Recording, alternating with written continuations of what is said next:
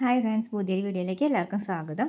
അപ്പം നമ്മുടെ ഇന്നത്തെ വീഡിയോയിൽ നമ്മൾ കുറച്ച് എല്ലാ കാലത്തും നമുക്ക് ഉണ്ടാക്കിയെടുക്കാൻ പറ്റാവുന്ന വിളകൾ നമ്മൾ നട്ടപ്പോൾ നമുക്ക് കിട്ടിയ ഒരു കാര്യങ്ങളാണ് കേട്ടോ. നമ്മളിപ്പോൾ നടുന്ന രീതി നമ്മൾക്ക് പറഞ്ഞു തരാം. നമ്മളിപ്പോൾ പയറിൻ്റെ വിത്താണ്, നമ്മളിപ്പോൾ ഈ ഒരു ബ്ലാക്ക് കളറാണ് കേട്ടോ ഈ പയറിൻ്റെ വിത്ത് കാണുമ്പോൾ. പക്ഷേ ഇത് നമുക്ക് നടുമ്പോൾ ഭയങ്കര നീളമുള്ള, നമ്മുടെ സാധാരണ ഒരു പയറിനെക്കാട്ടിലും ഒരു 3 ഇരട്ടി 4 ഇരട്ടി വലിപ്പമുള്ള നീളം കൂടുതലുള്ള പയറാണ് കേട്ടോ നമുക്ക് കിട്ടുന്നത്. നല്ല ടേസ്റ്റാണ് കേട്ടോ കഴിക്കാനായിട്ട്. ഇത് നമ്മുടെ ചൂന്യമുളകിൻ്റെ വിത്താണ് കേട്ടോ. നമുക്ക് ചൂന്യമുളകിൻ്റെ വിത്താണ്. അത് നമ്മൾ തന്നെ കൃഷി ചെയ്തതിൽ ചെടിയുമ്പോൾ നിന്നിട്ട് പഴുത്തയപ്പോൾ നമ്മൾ എടുത്തു വെച്ചതാണ് കേട്ടോ. അത് നന്നായി ഉണങ്ങിയിട്ടൊന്നുമില്ല, അങ്ങനെയുള്ളത് തന്നെ നമ്മളതിൻ്റെ തൊലി മാറ്റിയിട്ട് അങ്ങനെ തന്നെ നടാമെന്ന് വിചാരിച്ചു.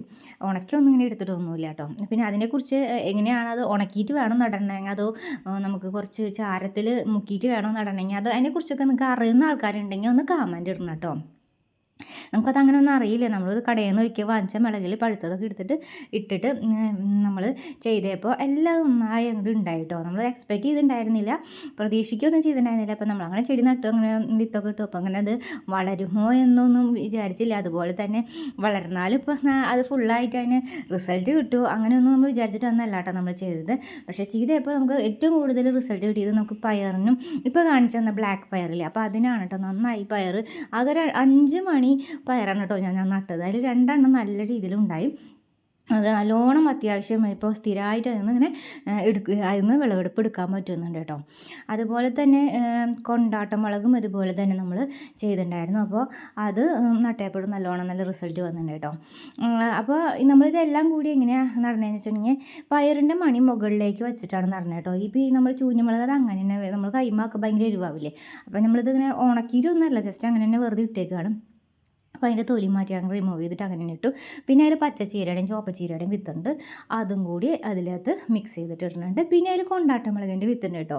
നേരത്തെ അണ്ടുമ്പോൾ കാണിച്ചത് നമ്മൾ ചൂഞ്ഞമുളകിൻ്റെ വിത്തായിരുന്നു. ഇപ്പോൾ മറ്റേത് മണികളായിട്ട് കിടക്കുന്നത് നമ്മൾ മുളകിൻ്റെ വിത്താണ് കേട്ടോ. അത് നല്ല രീതിയിൽ നമുക്ക് കഴിഞ്ഞ പ്രാവശ്യം വിളവെടുപ്പ് കിട്ടിയതാണ്. ഇപ്പോഴും അത് കണ്ടിന്യൂഷനിൽ കിട്ടിക്കൊണ്ടിരിക്കുന്നതാണ് കേട്ടോ.